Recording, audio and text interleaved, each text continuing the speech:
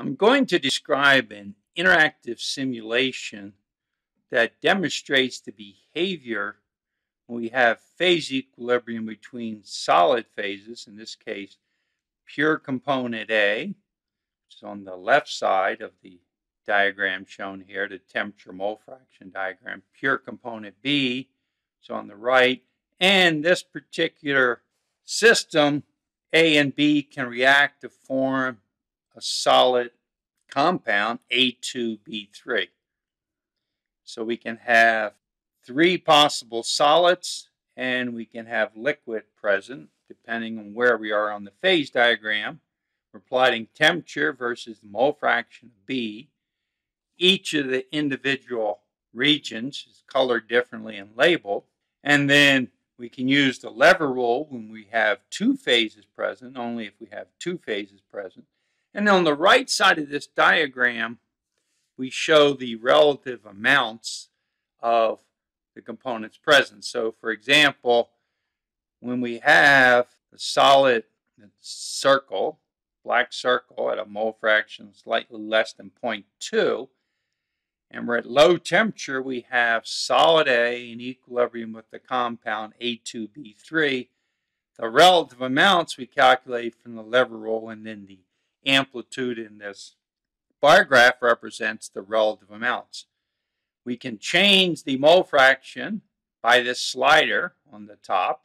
And as I change the mole fraction, the relative amounts will change. And of course, if I move it to a high enough mole fraction, I'll be in this region of solid B and the compound. And then we will have the two phases will be solid B and the compound A2B3. I can now raise the temperature by adding heat.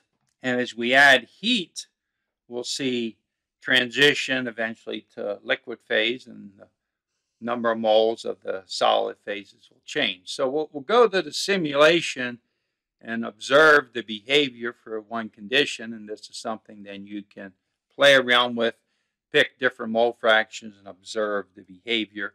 And then the reset initial condition just puts it back to where we start here. But we can separately change the mole fraction of B and then the amount of heat added. So now let's look at the simulation. I'll hit reset, go to initial conditions. And what this demonstrates is we're at the point of the black dot. We have solid A in equilibrium with the compound A2B3.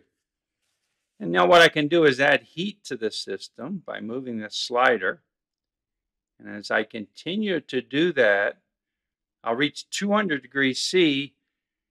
Now I have three phases present, solid A, the compound, and liquid, and I'll stay at 200 degrees C, and I can incrementally add heat. So what I've done here is use these animation controls. As I continue to click here and slowly add heat, you'll notice the liquid amount increases and both solids decrease in amount, and the temperature is not changing. The temperature will not change until all of A2B3 has disappeared. And so let me just move the slider to show you the behavior. Now we have almost no A2B3, and add a little more heat. Now we just have solid A in equilibrium with the liquid, and now the temperature is increasing above 200 C. And so here we have more liquid and less solid, and as I keep adding heat and the temperature keeps going up, eventually I get to all liquid.